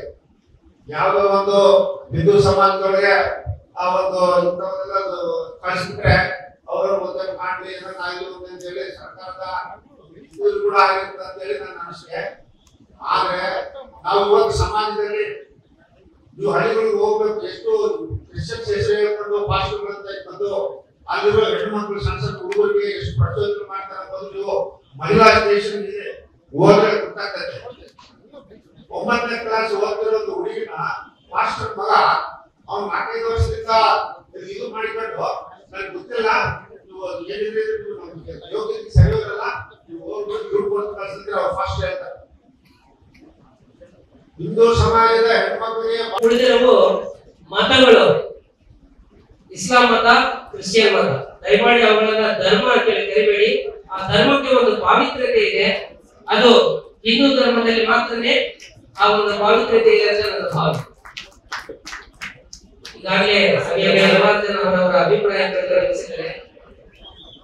ಈ ಜಾತಿ ಗಣತಿಯಲ್ಲಿ ಏನು ಹೊಸದಾಗಿ 52 ಜಾತಿಗಳ ಜೊತೆಗೆ ಕ್ರಿಶ್ಚಿಯನ್ ಅನ್ನುವ ಒಂದು ಪದವನ್ನು ಸೇರಿಸಿದರೆ ಅದಕ್ಕೆ ನಮ್ಮ ಸಮಾಜದ ವತಿಯಿಂದ ಎಲ್ಲ ಸಮಾಜ ವರ್ಗಗಳಿಂದ ವಿರೋಧ ಇದೆ. ಖಂಡಿತವಾಗ್ಲೂ ಈ ಒಂದು ವಿಷಯವನ್ನು ಇಲ್ಲಿ ಮಂಡನೆ ಮಾಡಿದ ಬಹಳ ಒಳ್ಳೆಯ ವಿಚಾರ ಆಯ್ತು. ಯಾಕಂದ್ರೆ ನಾವೆಲ್ಲ ಸಮುದಾಯದ ಮುಖಂಡರು ಬಂದಿದ್ದೀವಿ, ಹಲವಾರು ಜನ ಇಲ್ಲಿ ಸೇರಿರುವುದರಿಂದ ನಮ್ಮ ಸಮಾಜದ ಸಮುದಾಯಗಳಲ್ಲಿ ದಯಮಾಡಿ ಇದರ ಪ್ರಚಾರ ವಿಸ್ತೃತವಾಗಿ ಮಾಡುವಂತೆ. ಯಾರೇ ಜಾತಿ ಸಮೀಕ್ಷೆಗೆ ಮನೆ ಮುಂದೆ ಬಂದಾಗ ನಮ್ಮ ಜಾತಿಯನ್ನ ಸ್ಪಷ್ಟವಾಗಿ ಬರೆಸುವಂತ ಮತ್ತು ಆ ಕಲಂನಲ್ಲಿ ಬರುವಂತ ನಮ್ಮನ್ನು ಸಹ ಬರೆಸಬೇಕು. ಸೊ ಅದು ಅವರು ಬರೆದಿದ್ದಾರೆ ಇದು ಅದನ್ನು ಸಹ ನಾವು ಗಮನಿಸಬೇಕು ಅಂತೇಳಿ ಈ ಸಭೆ ಮುಖಾಂತರ ಹೇಳ್ತಾ, ಇವತ್ತು ಈಗೇನು ಸಾಮರಸ್ಯ ಸಭೆಯ ಯುಗಕ್ಕೆ ನಿಮಗಿದು ಆಮಂತ್ರಣ ಅಂತೇಳಿ ನಮ್ಗೆ ಎಲ್ಲರೂ ಕರೆದಿದ್ದಾರೆ. ಸೊ ಈ ವೇದಿಕೆಗೆ ನಾನು ಧನ್ಯವಾದ ಅರ್ಪಿಸುತ್ತಾ, ಈ ವೇದಿಕೆಯಲ್ಲಿ ತೆಗೆದುಕೊಳ್ಳುವಂತ ಎಲ್ಲಾ ತೀರ್ಮಾನಗಳಿಗೂ ನಮ್ಮ ಸಮಾಜ ಬದ್ಧವಾಗಿದೆ ಅಂತ ಹೇಳಿ ನಮ್ಮ ಅಭಿಪ್ರಾಯವನ್ನು ವ್ಯಕ್ತಪಡಿಸ್ತಾ ಧನ್ಯವಾದಗಳು. Thank you. 15 ನಿಮಿಷ ಆದ ಸ್ನಾನ 2 ನಿಮಿಷದಲ್ಲಿ ಮಾಡಿದ್ವಿ. ನಾನು ನಿಮಗೆ ಬರುವಾಗ ಅಶೋಕ್ ಸಿಡಿ ಕೊಟ್ಟ ಸಬ್ಜೆಕ್ಟ್ ಏನಂತ ಗೊತ್ತಿರಲಿಲ್ಲ, ವೇದಿಕೆ ಬಂದ್ಮೇಲೆ ಗೊತ್ತಾಗ್ತದೆ. ಇದು ಕಾರಣ ಇವಾಗ ಇದ್ರ ಬಗ್ಗೆ ಅರ್ಥ ಗೊತ್ತೇನೆ. ಸರಿ ಅಟೆಂಡೆನ್ಸ್ ಆಗ್ತಾ ಇದ್ದಂಗೆ ನಾವೆಲ್ಲರೂ ನೋಡಿ ಬಹಳ ಖುಷಿ ಆಯ್ತು. ಬೆಳಗಾವಿಯಲ್ಲಿ ಈ ರೀತಿ ಅಪರೂಪದ ದುಡ್ಡು ಮೇಜಿನ ಸಭೆ. ನಾವು ಸಮುದಾಯಕ್ಕೂ ಸೇರಿರ್ಬೋದು, ವೈಯಕ್ತಿಕವಾಗಿ ಸೇರಿರ್ಬೋದು, ಮನೆಗೆ ಸೇರಿರ್ಬೋದು, ಬಡವರಿಗೆ ಸೇರಿರ್ಬೋದು. ಆದ್ರೆ ದೇಶದ ಹಿತದೃಷ್ಟಿಯಿಂದ, ದೇಶದ ಸಂಸ್ಕೃತಿ ಕಾಯ್ಕೊಳ್ಳುವ ಹಿತದೃಷ್ಟಿಯಿಂದ ಎಲ್ಲರೂ ಬದಲಾದವರೆಲ್ಲರೂ ಬಂದಿದ್ದಾರೆ. ಯಾಕಂದ್ರೆ ಇದು ನಮ್ಮ ದೇಶ, ನಾವೆಲ್ಲರೂ ಭಾರತೀಯರು ಒಗ್ಗಟ್ಟಾಗಿರ್ಬೇಕು, ಇದು ಯಾವ ಕಾರಣಕ್ಕೂ ಒಡೆಯಕ್ಕೆ ಸಾಧ್ಯ ಇಲ್ಲ ಅನ್ನೋ ಸಂದೇಶವನ್ನು ಈ ದುಡ್ಡು ಮೇಜಿನ ಸಭೆ ಇವತ್ತು ತೋರಿಸ್ಕೊಟ್ಟಿದೆ. ಮೈಕ್ ಕೊಟ್ಟು ಮಾತಾಡಿದ್ರೆ ಅಲ್ಲ, ಏನ್ ಕುಡಿಯವಲ್ಲ ಇದು ತೋರಿಸ್ಕೊಟ್ಟಿದೆ. ಆ ಕಡೆ ಇದರಲ್ಲೇನು ಇಷ್ಟಿದ್ದಾವೆ ಆ ಸಮುದಾಯದಲ್ಲಿ ನೋವಾಗು ನಮ್ಮ ನೋಯಿದ್ರಿ ಸೇರಿಸಲ್ಲಪ್ಪ ಅಂತ ಹೇಳಿ ಅದು ಸಹಜ ನೋವಾಗ. ಆಮೇಲೆ ಬರೆಯೋಕೆ ಚೀಟಿ ಇದ್ದಾರೆ, ಬಹಳ ಒಳ್ಳೆ ಪದ್ಧತಿ ಇದೆ, ಬಹಳ ಒಳ್ಳೆ ಪದ್ಧತಿ. ಯಾರು ಬಂದ್ರು ಯಾರು ಹೋದ್ರು ಹುಟ್ಟಿಯನ್ನು ನೋಡ್ಕೊಂಡ್ರೆ ಗೊತ್ತಾಗೈತೆ. ಆಮೇಲೆ ಇದು ಎಲ್ಲ ಕಡೆ ಅಳವಡಿಕೆ ಮಾಡಿಕೊಳ್ಳುವಂತ ಒಂದು ಸಂಪ್ರದಾಯ. ನನಗೆ ಸಮುದಾಯ ಅಂತ ಏನ್ ಬರೀ ಅಂತ ಅನ್ಸುದು, ಭಾರತೀಯ ಅಂತ ಬರೀನು. ಯಾಕಂದ್ರೆ ಸ್ವಾಮಿಗಳ ಮೇಲೆ ಒಂದು ಸಮುದಾಯ ಮೀಸಲಾಗಿರ್ಬಾರ್ದು. ಕಾವ್ಯ ಅಂದ್ರೆ ಎಲ್ಲರ ಶ್ರೇಯಸ್ಸನ್ನು ಬಯಸೋದು, ಈ ಸ್ವಾರ್ಥ ಏನಿರೋದಿಲ್ಲ. ನಮ್ಮ ಭಾವನೆಗಳಾಗಿದ್ದಾವೆ. ಆದ್ರೆ ವ್ಯಕ್ತಿಗತ ಬಂದಾಗ ಈ ಸ್ವಾಮಿ ಯಾವ ಜಾತಿ, ಯಾವ ಸಮುದಾಯ ಹುಟ್ಟ್ಯಾರ, ಯಾವ ಊರು ಎಲ್ಲ ಬೇಕಾಗ್ತದೆ. ಆದ್ರೆ ನಾವು ಸಮಾಜದಲ್ಲಿ ತೊಡಗಿಸ್ಕೊಳ್ಳೋದ್ರಿಂದ ಸಮುದಾಯ ಯಾವ್ದಂದ್ರೆ ನಮಗೆ ಒಂದು ಬರೆಯಕ್ಕೆ ಹೆಜ್ಜೆ ಆಗ್ತದೆ. ನನಗೆ ಭಾರತೀಯ ಅಂತ ಬರಿಬೇಕು ಅಂತ ಅನಿಸುತ್ತೆ. ಅದಕ್ಕೆ ಇವತ್ತು ನಾವು ಸೇರಿದ್ವಿ, ಬಹಳ ಒಳ್ಳೆ ಕೆಲಸ. ಸೇರಿದ್ದನ್ನ ಸಾರ್ಥಕತೆ ಆಗ್ಬೇಕು. ನಾವು ಬಹಳ ಸಭೆ ಸಮಾರಂಭ ಮಾಡ್ತೀವಿ, ಅದು ಅಂತಿಮ ನಿರ್ಧಾರಗಳು ಅದೇನಾಗಬೇಕು ಅನ್ನೋದೇ ಆಗೋದಿಲ್ಲ. ಕೊನೆಗೆ ಬಹಳ ಸಮಸ್ಯೆ ಇವ್ರು ಚೆನ್ನಾಗಿ ಮಾತಾಡಿದ್ರು, ಅವ್ರು ಚೆನ್ನಾಗಿ ಮಾತಾಡಿದ್ರು ಅಂತ ಹೇಳ್ಕೊಂಡು ಹೊರಗೆ ಹೋಗ್ಬಿಡ್ತೀವಿ. ಇದ್ರ ಸೇರಿದ ಫಲ ಏನಾಗಬೇಕು ಅನ್ನೋದು ಅದು ಆಗೋದಿಲ್ಲ. ಅದಕ್ಕೆ ನಾವು ಪುರಾಜಕ ಹೇಳಿದೆ, ಒಂದಿಷ್ಟು ಮಾಹಿತಿ ಬರೀರಿ, ನಾವೆಲ್ಲರೂ ಸೇರೋಣ. ಮಾಹಿತಿ ಬಂದ ಮೇಲೆ ನೀವು ನಿಮ್ಮ ಸಮುದಾಯದ ಹೆಸರು ಬರೀರಿ. ಏನು ಎಲ್ಲ ಜಾತಿಗಳು ಸೇರಲ್ಲ, ಎಲ್ಲ ಬರೀರಿ, ಬರೆದು ಸೈನ್ ಮಾಡಿ. ಸರ್ಕಾರಕ್ಕೆ ಸ್ವಲ್ಪ ನಾಚಿಕೆ ಆಗ್ತಾರ, ಅದನ್ನ ನಾವು ಮನವಿಯನ್ನು ಸಲ್ಲಿಸೋಣ. ಸರ್ಕಾರ ಅಂದ್ರೆ ನಾವೆಲ್ಲ ಗೌರವಿಸುವಂತ ಒಂದು ಜನರನ್ನ ಪ್ರತಿನಿಧಿಸುವಂತ ಒಂದು ಸರ್ಕಾರ. ಅವ್ರು ಏನೇ ನಿರ್ಧಾರ ತಗೊಂಡು ನಾವು ಪ್ರೀತಿಯಿಂದ ಸ್ವಾಗತ ಮಾಡುವಂತ ನಿರ್ಧಾರ ಅವ್ರು ತಗೋಬೇಕು. ಆದ್ರೆ ಇವತ್ತು ಏನ್ ನಡೀತಾ ಇದೆ, ಎಲ್ಲರೂ ಚೀಫ್ ಅಂತ ಹೇಳೋದನ್ನ ಸರ್ಕಾರ ಒಪ್ಕೊಳ್ತಾ ಇದೆ ಅಂತಂದ್ರೆ ಇದು ಸರ್ಕಾರ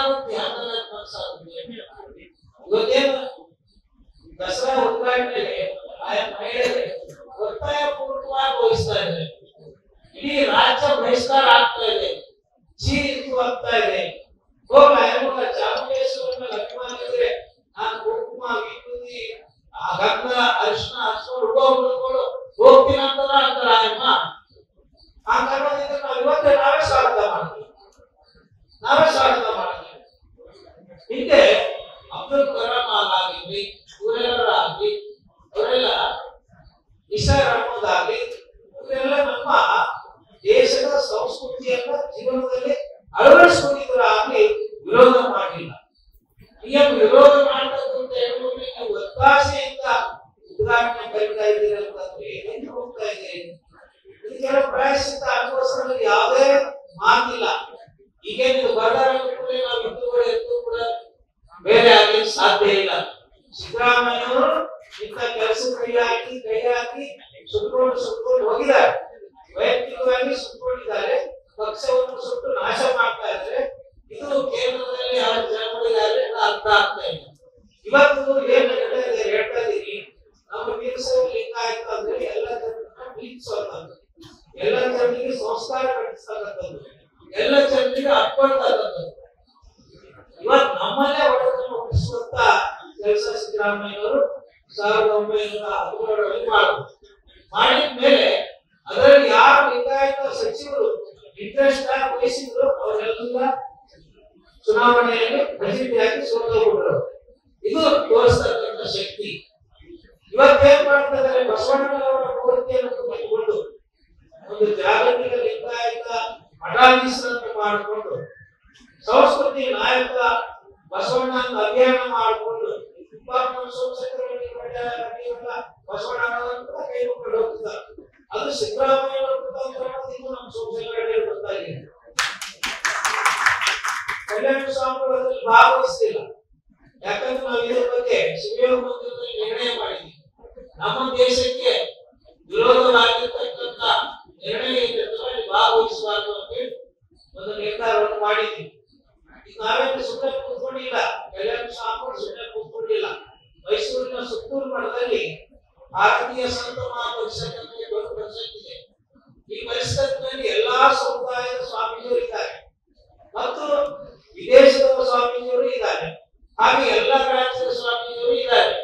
ಈ ಬಗ್ಗೆ ಅಲ್ಲಿ ಕೂಡ ಚರ್ಚೆ ಮಾಡಿ ಸಿದ್ದರಾಮಯ್ಯನವರಿಗೆ ಆ ಭಾರತೀಯ ಸಂತ ಮಹಾಪರಿಷತ್ತಿನ ಮೂಲಕವಾಗಿ ಅವರಿಗೆ ಎಚ್ಚರಿಕೆಯನ್ನ ಇದು ಶೀಘ್ರದಲ್ಲಿ ರದ್ದು ಮಾಡಬೇಕು ಅಂತ ಸರ್ಕಾರ. ಹಾಗೆ ಅಖಿಲ ಭಾರತ ವೀರಶೈವ ಮಹಾಸಭಾ ರಾಷ್ಟ್ರ ಮತ್ತು ರಾಜ್ಯ ಘಟಕದಿಂದ ನಿನ್ನೆ ನಾವು ಶಾಮೂರು ಶಿಕ್ಷಕರ ಮನೆ ಭೀಮಣ್ಣ ಖಂಡ್ರೆ ಅವರು ಸರ್ಕಾರದ ಅರಣ್ಯ ಮಂತ್ರಿಗಳಾದರೂ ಸಹಿತ ಇವತ್ತೇನು ಪಾಪ ಸಾಂಸ್ಕೃತಿಕ ನಾಯಕ ಬಸವಣ್ಣನ ಅಭಿಯಾನ ಅಂತ ಇಟ್ಕೊಂಡಿದ್ರು, ಅವ್ರು ಸಾಕಾರ ಪಟ್ಟಿದ್ರು, ಪಚ್ಚೆಗೆಲ್ಲ ಹೋಗುವಂತದ್ದು. ಆದ್ರೆ ಒಳಗೆ ಏನ್ ಕುತಂತ್ರ ನಡೆದಿದೆ ಅಂದ್ಮೇಲೆ ಗೊತ್ತಾದ್ಮೇಲೆ ಇವತ್ತು ಅವರು ಕೂಡ ಅದನ್ನ ವಿರೋಧ ಮಾಡಿದ್ದಾರೆ. ಮನೆಯನ್ನು ಬಳ್ಳಾರಿ ಬಂದು ಬಸವಣ್ಣನವರ ಮುಖ ಇಟ್ಕೊಂಡು ಇವತ್ತು ಬಹಳ ಜನ ಗೋಮುಖ ವ್ಯಾಪಾರಿಗಳಾಗ್ಬಿಟ್ಟಿದ್ದಾರೆ. ಮುಖ ಮಾಡಬೇಕು ಹಿಂದ್ಗಡೆ ಎಲ್ಲ ಕೆಟ್ಟ ಆಲೋಚನೆಗಳು ಇರ್ತವೆ. ಈಗ ವೀರಶೈವ ಲಿಂಗಾಯತ ಹೊಡಿಬೇಕು, ಚಿತ್ರ ಮಾಡಬೇಕು. ಯಾಕಂದ್ರೆ ಇಡೀ ಕರ್ನಾಟಕದಲ್ಲಿ 7-8 ಜನ ಮುಖ್ಯಮಂತ್ರಿಗಳು ಲಿಂಗಾಯತರಾಗಿದ್ದಾರೆ. ಇನ್ಮೇಲೆ ಯಾರು ಲಿಂಗಾಯತರ ಮುಖ್ಯಮಂತ್ರಿ ಆಗಬಾರದು ಅಂತ ನಿರ್ಧಾರ ತಗೊಂಡಿದ್ದಾರೆ. ಅದಕ್ಕೆ ನಾವು ಯಾವ ಮುಖ್ಯಮಂತ್ರಿಗಳಾದ್ರೂ ಸಹಿತ ಎಲ್ಲ ಕುಲವರ್ಗದವರು ಬೆಳೆಸಿರ್ತಕ್ಕಂಥ ಕೀರ್ತಿ ನಮ್ಮ ವೀರಶೈವ ಲಿಂಗಾಯತಕ್ಕೆ. ಇವತ್ತಿಗೂ ಬಳ್ಳಾರಿಯಲ್ಲಿ ಏನು ನಮ್ಮ ವೀರಶೈವ ವಿದ್ಯಾವರ್ಧಕ ಸಂಘ ಇದೆ, ಅದರಲ್ಲಿ ಮುಸ್ಲಿಮರು ಓದ್ತಾರೆ, ಕ್ರಿಶ್ಚಿಯನ್ ಓದ್ತಾರೆ, ಬೌದ್ಧರು ಓದ್ತಾರೆ, ಎಲ್ಲಾ ಕುಲ ಜಾತಿ ಧರ್ಮದವರು ಓದ್ತಾರೆ. ಸಿದ್ಧಗಂಗಾ ಮಠ ಇದೆ, ಅಲ್ಲಿ ಕೂಡ ಸಿಎಂ ಇಬ್ರಾಹಿಂ ಕೂಡ ಓದಿರ್ತಕ್ಕಂಥ ವ್ಯಕ್ತಿ, ಸಿದ್ದರಾಮಯ್ಯ ಕೂಡ ಓದಿರ್ತಕ್ಕಂಥ ವ್ಯಕ್ತಿ, ಉಗ್ರಪ್ಪ ಕೂಡ ಓದಿರ್ತಕ್ಕಂಥ ವ್ಯಕ್ತಿ. ಸುತ್ತೂರು ಮಠದಲ್ಲಿ ಕೂಡ ಅನೇಕ ಕುಲ ಜಾತಿ ಭೇದಗಳನ್ನು ಓದಿರ್ತಕ್ಕಂಥ ಕೆಲಸ ಮಠಗಳು ಮಾಡಿದ್ದಾರೆ. ಮಠಗಳು ಎಂದೂ ಜಾತಿಗೆ ಜೋಡಿಸಿ ಇದ್ರೆ ಇಷ್ಟೆಲ್ಲ ಜನರನ್ನು ಉದ್ಧಾರ ಮಾಡ್ಲಿಕ್ಕೆ ಆಗ್ತಿರ್ಲಿಲ್ಲ. ಇವತ್ತು ಯಾರೊಬ್ರು ವಾಟ್ಸ್ಆಪ್ ಗ್ರೂಪ್ ಮಾಡ್ಬೇಕು ಅಂತ ಸಲಹೆ ಕೊಟ್ಟಿದ್ದಾರೆ. ವಾಟ್ಸ್ಆಪ್ ಗ್ರೂಪ್ ನಂತರಲ್ಲಿ ಏನಿಲ್ಲ 1000 ಗ್ರೂಪ್ ಇದಾವೆ. ಇದು ಆಗಲೇ ಇದೇ ನೋಡಿಲ್ಲ, ಇದು ಆಲ್ರೆಡಿ ಆದ್ರೆ ನೋಡ್ತಕ್ಕಂಥ ಜನ ಇದು ಸ್ವಲ್ಪ ಸ್ಕ್ಯಾಮ್ ಹಚ್ಚಿಕೊಂಡವರು ಎಲ್ಲ ನೋಡಿದ ಓಡಿಸ್ತಾರ, ಯಾರು ಸ್ವಲ್ಪ ನೋಡ್ತಿಲ್ಲ. ಆದ್ರೆ ಇವತ್ತು ಎಚ್ಚರಿಕೊಂಡಿದ್ದೀವಿ. ಇವತ್ತು ಏನು ಸಭೆ ಕರೆದಿದ್ದಲ್ಲ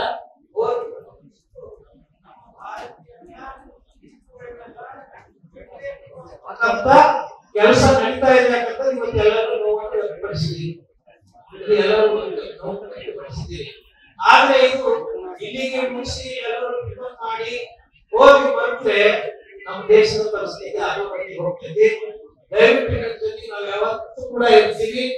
ಇದನ್ನ ಸಮಯ ಬಹಳ ಇರೋದ್ರಿಂದ ನಾವು ಇದು ಆಯೋಜನೆ ಮಾಡಿರ್ತಕ್ಕಂಥ ಕಾರ್ಯಕ್ರಮದಲ್ಲಿ ನಿಮ್ಮೆಲ್ಲರ ಪರವಾಗಿ ನಾವು ಮನವಿ ಮಾಡಿಕೊಳ್ತಾ ಇದ್ದೀನಿ. ಇವತ್ತೇನು ಸಾಮಾಜಿಕ ನ್ಯಾಯ ಜಾಗೃತಿ ವೇದಿಕೆ ಇಲ್ಲಿ ಪಕ್ಷ, ಜಾತಿ, ಧರ್ಮ ಎಲ್ಲರನ್ನು ಬದಿಗಿಟ್ಟು ನಾವೆಲ್ಲ ಭಾರತೀಯರು ಅಂತಕ್ಕಂಥದ್ದು ಇಟ್ಕೊಂಡು ಬರ್ರಿ. ಕಾಂಗ್ರೆಸ್ ಅವರು ಬರ್ರಿ, ಬಿಜೆಪಿ ಅವರು ಬರ್ರಿ, ಜೆಡಿಎಸ್ ಅವರು ಬರ್ರಿ, ಪಕ್ಷಾತೀತರು ಬರ್ರಿ, ಪಕ್ಷಾತೀತರು ಬರ್ರಿ, ಎಲ್ಲರೂ ಕೂಡ ಬರ್ರಿ. ಇದರಲ್ಲಿ ಕಲ್ಯಾಣ ಸ್ವಾಮಿಗಳು ಬಂದಾರ ಕೂಡಲೇ, ಸೋಮಶೇಖರ ರೆಡ್ಡಿ ಬಂದಾರ ಕೂಡಲೇ ಇದು ಬಿಜೆಪಿ ಕಾರ್ಯಕ್ರಮ ಯಾರು ಕೂಡ ತಿಳ್ಕೋಬಾರ್ದು. ನಾವು ಎಲ್ಲಾ ಪಕ್ಷದ ಕಾರ್ಯಕ್ರಮದಲ್ಲಿ ಇರ್ತೀವಿ. ಅದರ ಆ ಕಾರ್ಯಕ್ರಮ ದೇಶಕ್ಕೆ ಸಂಬಂಧಿಸಿದಂತದ್ದು ಇರಬೇಕು. ಪಕ್ಷಕ್ಕೆ ಸಂಬಂಧಿಸಿದಂತ ಕಾರ್ಯಕ್ರಮದಲ್ಲಿ ನಾವು ಭಾಗವಹಿಸುವುದಿಲ್ಲ. ಪಕ್ಷಕ್ಕೆ ಸಂಬಂಧಪಟ್ಟಿರ್ತಕ್ಕಂಥ ಯಾವ ಕಾರ್ಯಕ್ರಮದಲ್ಲಿ ಭಾಗವಹಿಸುವುದಿಲ್ಲ. ಆದ್ರೆ ಪಕ್ಷ ದೇಶಕ್ಕಾಗಿ ಮತ್ತು ಜನರಿಗಾಗಿ ಒಳ್ಳೆ ಕೆಲಸ ಮಾಡ್ತಾ ಇದ್ರೆ ಅವ್ರ ಜೊತೆಯಲ್ಲಿ ಎಲ್ಲಾ ಪಕ್ಷದ ಜೊತೆಯಲ್ಲಿ ಕೂಡ ನಾವು ಇರ್ತೀವಿ. ಅದಕ್ಕೆ ನಿಮ್ಮೆಲ್ಲರ ಭಾವನೆಗಳು ಏನಿದಾವೆ ಇದು ಹೋಗ್ಬೇಕು ಅಂತಕ್ಕಂಥದ್ದಿದೆ. ಇದು ಸುಮ್ಮನೆ ನಾವು ಭಾವನೆಗಳು ವ್ಯಕ್ತಪಡಿಸಿದ್ರೆ ಇದು ಹೋಗಕ್ ಸಾಧ್ಯ ಇಲ್ಲ. ಇದು ಹಿಂದ್ಗಡೆ ದೊಡ್ಡ ಷಡ್ಯಂತ್ರ ಇದೆ. ಇವರೆಲ್ಲ ಸುಮ್ಮನೆ ಮಾಡಾಕತ್ತಿಲ್ಲ. ಸಾಯವರೆಗೂ ಅಧಿಕಾರ ಕಂಡುಕೊಂಡಿರ್ಬೇಕು ಅಂತ ಹೇಳಿ ಇದು ಮಾಡಾಕತ್ತಾರ ಅವರು. ಆದ್ರೆ ಅಂಟ್ಕೊಳಕ್ಕಿಲ್ಲ, ನಾವು ಬಿಡೋದಿಲ್ಲ ನಿಮ್ಮ. ಈ ರೀತಿ ಕೆಲಸ ಮಾಡಿದ್ರೆ ನಿಮ್ಗೆ ಯಾರು ಹೋಗ್ತಾರೆ? ಇಂಥ ನೀಚ ಪ್ರವೃತ್ತಿ ಮಾಡ್ತಾ ಇದ್ರೆ ನಿಮ್ಗೆ ಯಾರು ಹೋಗ್ತಾರೆ? ಯಾರು ಶಬಾಸ್ ಅಂತಾರೆ ನಿಮಗೆ? ಇನ್ನು ವಿಧಾನಸೌಧಗಳಿಗೆ ಕುಂಕುಮಾರ್ಷಕ್ಕೆ ಅವಕಾಶ ಇಲ್ಲ ಅಂತಕ್ಕಂಥದ್ದು ನಿನ್ನೆ ನಾನು ಒಂದು ವಿಡಿಯೋ ನೋಡಿದೆ. ಎಂತೆಂತ ದುರಂತಗಳು. ಮತ್ತು ನೀವು ಕಚೇರಿ ಪೂಜೆ ಮಾಡ್ಬೇಕಾದ್ರೆ, ಅಧಿಕಾರ ಸ್ವೀಕಾರ ಮಾಡ್ಬೇಕಾದ್ರೆ ಏನ್ ಮಾಡ್ತೀರಿ? ನಿಮಗೆ ಬೇಕಾದ ಅರಿಶಿನ ಕುಂಕುಮ ಬೇಕು, ಬೇಡದ ಅರಿಶಿನ ಕುಂಕುಮ ಬೇಡ ಅಂತಂದ್ರೆ ನಾಳೆ ನೀವು ಅಧಿಕಾರ ಬರಲಿಕ್ಕೆ ಹೇಗೆ ಸಾಧ್ಯ? ಬರಕ್ ಸಾಧ್ಯವೇ ಇಲ್ಲ ಅಂತಕ್ಕಂಥದ್ದು ನಾನು ಅಧಿಕಾರದಲ್ಲಿ ಇರ್ತಕ್ಕಂಥ ಜನರಿಗೆ ತಿಳಿಯಪಡಿಸ್ತಾ ಇದ್ದೀನಿ.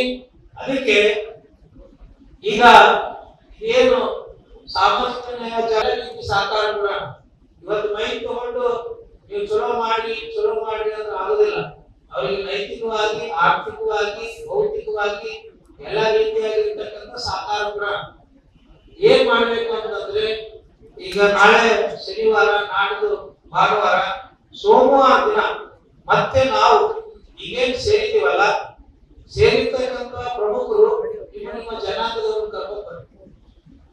ನಿಮ್ಮ ಜನಾಂಗದವ್ರನ್ನ ಕರ್ಕೊಂಡು ಬಂದು ಒಂದು ದುರ್ಗಮ್ಮ ಗುಡಿಯಿಂದ ಜಿಲ್ಲಾ ಅಧಿಕಾರಿಗಳ ಕಚೇರಿಗೆ ಹೋಗಿ ಜಿಲ್ಲಾಧಿಕಾರಿಗಳಿಗೆ ಮನವಿಯನ್ನು ಕೊಡುವಂತ ಕೆಲಸ ನಾವು ಮಾಡೋಣ. ಇದನ್ನ ಮುಖ್ಯಮಂತ್ರಿಗಳಿಗೆ ಮತ್ತು ರಾಜ್ಯಪಾಲರಿಗೆ ಇವರಿಗೆಲ್ಲ ಕೂಡ ತಲುಪಿಸುವಂತ ಕೆಲಸ ನಾವು ಮಾಡೋಣ. ಮಾಧ್ಯಮದವರು ಇದಕ್ಕೆ ಒತ್ತು ಕೊಡಬೇಕು. ಇದನ್ನು ಬಹಳಷ್ಟು ಪ್ರಚಾರ ಮಾಡಬೇಕು. ಬಹಳ ಜನಕ್ಕೆ ಇವ್ರು ಮಾಡ್ತಕ್ಕಂಥ ಕುತಂತ್ರ ಗೊತ್ತಿಲ್ಲ. ಆಮೇಲೆ ಈ ಸಕ್ಸಸ್ ಮಾಡುವಾಗ ಅಧಿಕಾರಿಗಳನ್ನ ಅಂತವನ್ನೇ ನೇಮಕ ಮಾಡ್ತಾರೆ. ಪಾಪ ನೀವೇನೆಲ್ಲ ಬರ್ಸಿರ್ತೀವಿ ಅವೆಲ್ಲ ಮಾಯ ಆಗ್ಬಿಡ್ತಾವ. ನೀವು ಬರ್ಸಿರೋವೆಲ್ಲ ಮಾಯ ಆಗ್ತಾವ. ಅವ್ರೇನ್ ಮಾಡ್ಕೋಬೇಕು ಅನ್ಕೊಳ್ತಾರೆ, ಅದನ್ನ ಮಾಡ್ಬಿಡ್ತಾರೆ. ಆ ಡಿಜಿಟಲ್ ಇರೋದ್ರಿಂದ ನೀವೆಲ್ಲರೂ ಕೂಡ ಜಾಗೃತರಾಗಿ ಈ ವಿಷಯದಲ್ಲಿ ನಿರ್ಲಕ್ಷ್ಯ ಮಾಡಬಾರ್ದು. ಎಲ್ಲರಿಗೂ ನೋವಾಗುತ್ತೆ. ನಮ್ಮ ದೇಶದಲ್ಲಿ ನಾವೇನು ಅಖಿಲ ಭಾರತೀಯ ಸಂತ ಮಹಾಪರಿಷತ್ ಅಂತೇಳಿ ಸುತ್ತೂರು ಮಠದ ಸ್ವಾಮೀಜಿ ಜೊತೆಯಲ್ಲಿ ಮಾಡಿದಾಗ ನಮ್ದ್ರಲ್ಲಿ ಒಂದಿಷ್ಟು ಮಂದಿ ಸ್ವಾಮೀಜಿಯವರು ಇದರಲ್ಲಿ ಮುಸ್ಲಿಮರು ಇಲ್ಲಲ್ಲ ಅಂತ ಕೇಳಿದ್ರು, ಮುಸ್ಲಿಂ ಸೇರಿಸ್ಕೋಬಹುದಾ ಅಂತ ಕೇಳಿದ್ರು. ಹಾಗೆ ಇನ್ನೊಂದು ಸ್ವಾಮೀಜಿಯವರು ಇದರಲ್ಲಿ ಕ್ರಿಶ್ಚಿಯನ್ ಸೇರಿಸ್ಕೋಬಹುದಾ ಅಂತ ಕೇಳಿದ್ರು. ಅದಕ್ಕೆ ನಮ್ಮ ದೇಶದ ಆಚಾರ ವಿಚಾರ ಸಂಸ್ಕೃತಿ ಯಾರು ಅಳವಡಿಸ್ಕೊಳ್ತಾರೋ ಅವ್ರಿಗೆ ಮಾತ್ರ ಇದರಲ್ಲಿ ಅವಕಾಶ, ಇಲ್ಲದೇ ಇದ್ರೆ ಅವ್ರಿಗೆ ಅವಕಾಶ ಇಲ್ಲ ನಮ್ಮ ದೇಶದಲ್ಲಿ ಇಸ್ಲಾಮಿಕರು ನಮ್ಮ ದೇಶದ ಯಾವುದೇ ಆಚಾರ ವಿಚಾರಗಳನ್ನ ಅಳವಡಿಸಿಕೊಳ್ಳೋದಿಲ್ಲ. ಹೀಗಾಗಿ ಅವರನ್ನು ದೂರಿಟ್ಟಿದ್ದೀವಿ ನಮ್ಮ ಭಾರತೀಯ ಸಂತ ಮಹಾಪರಿಷತ್ತಲ್ಲಿ. ಹಾಗೆ ಕ್ರಿಶ್ಚಿಯನ್ರು ಕೂಡ ಅವರು ಕೂಡ ನಮ್ಮ ಭಾರತೀಯ ಸಂಸ್ಕೃತಿಯ ಆಚಾರ ವಿಚಾರಗಳನ್ನು ಅಳವಡಿಸಿಕೊಳ್ಳೋದಿಲ್ಲ.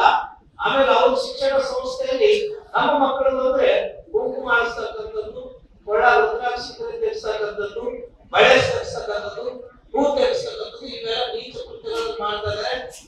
ಈ ಎರಡು ಧರ್ಮದವರಿಗೆ ನಮ್ಮ ಸಂಸ್ಥೆಯಲ್ಲಿ ಅವಕಾಶ ಇಲ್ಲ ಅಂತಕ್ಕಂಥದ್ದು ಗಟ್ಟಿಯಾಗಿರ್ತಕ್ಕಂಥ ಕೆಲಸ ಇವತ್ತು ಭಾರತೀಯ ಸಂತ ಮಹಾಪರಿಷತ್ತು ಮಾಡ್ತಾ ಇದೆ. ಹೀಗಾಗಿ ಭಾರತೀಯ ಸಂತ ಮಹಾಪರಿಷತ್ತು ಯಾಕೆ ಹುಟ್ಟಾಗಿದೆ ಅಂತಂದ್ರೆ ನಮ್ಮ ದೇಶದ ಸಂಸ್ಕೃತಿ ಉಳಿಲಿಕ್ಕಾಗಿ, ನಮ್ಮ ಸಂಸ್ಕೃತಿಯ ನಡೆನುಡಿಗಳನ್ನು ತಂದೆ ತಾಯಿಗಳಿಗೆ ಗೌರವ ಕೊಡ್ತಕ್ಕಂಥದ್ದು. ಬೆಂಗಳೂರಿನಲ್ಲೂ ಕೂಡ ಸಭೆಯನ್ನು ಮಾಡಿ ಒಂದು ನಿಯೋಗ ಆಯೋಗವನ್ನು ಭೇಟಿ ಮಾಡಿ ಅವರಿಗೆ ಈ ರೀತಿ ಅನೇಕ ಈಗಾಗಲೇ ಗೊತ್ತಾಗಿರೋ ಹಾಗೆ ಸುಮಾರು 70ಕ್ಕೂ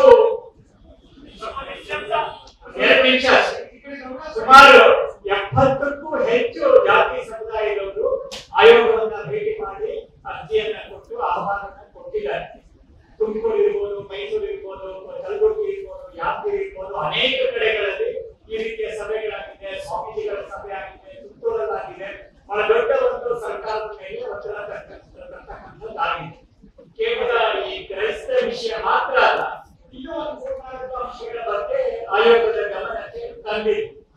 ಮೊದಲನೇದು ಅಂತ ಹೇಳಿದ್ರೆ ಅವರು ನಮ್ಮ ಹತ್ರ ಏನು ಮಾಹಿತಿಯನ್ನು ತಗೊಳ್ತಾರೆ ಅದರ ಒಂದು ಸ್ವೀಕೃತಿ ಪತ್ರವನ್ನ ನಮಗೆ ಕೊಡಬೇಕು.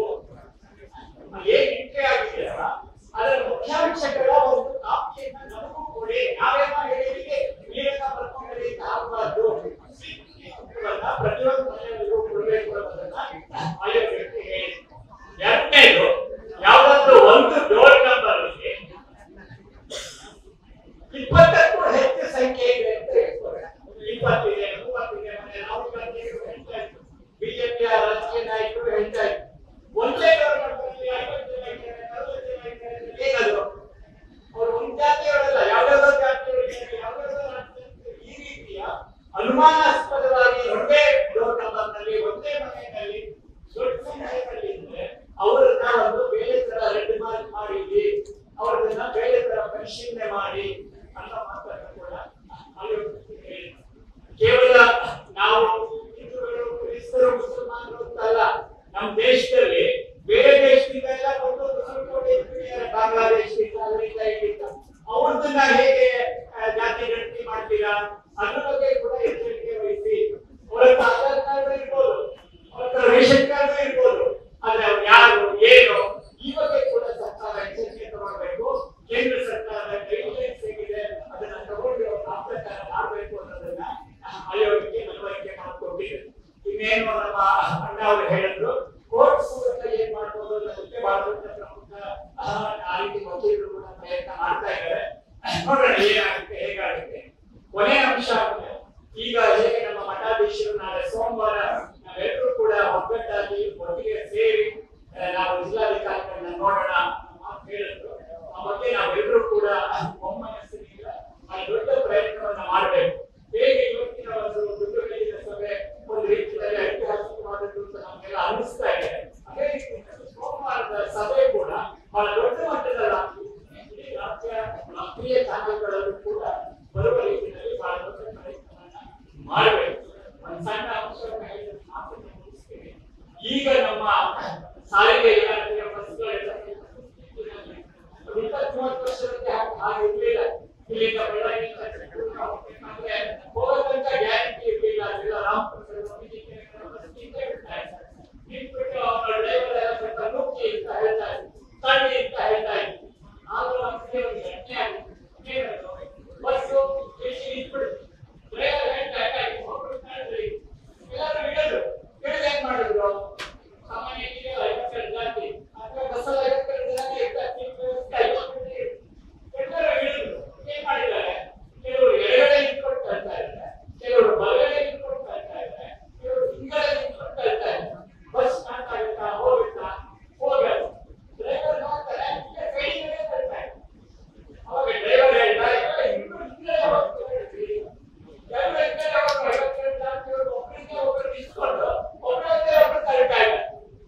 ಅವಾಗ ಬಸ್ ಸ್ಟಾರ್ಟ್ ಆಗ್ಬೇಕಾದ್ರೆ ಹೋರಾಟ ಶುರು ಆಗ್ಬೇಕಾದ್ರೆ 52 ಜನ ಒಂದೇ ನಿಂತಿರಬೇಕು, ಒಂದೇ ಮನಸ್ಸಿನಿಂದ ಒಂದೇ ಸಂಕಲ್ಪವಿರಬೇಕು.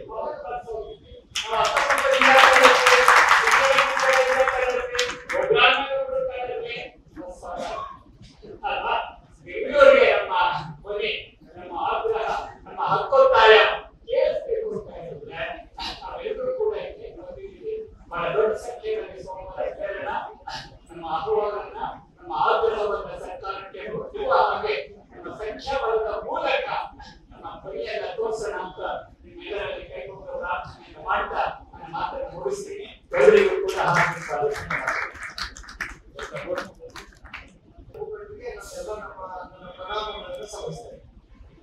ಬೆಳಿಗ್ಗೆಯಿಂದ ಎಲ್ಲರೂ ಸಾಮಾಜಿಕ ನ್ಯಾಯದ ಹೆಸರಲ್ಲಿ ಎಲ್ಲರೂ ನಮ್ಮ ಸಲಹೆಗಳನ್ನು ಕೊಟ್ಟಿದ್ದೀವಿ. ಕೊನೆಗೆ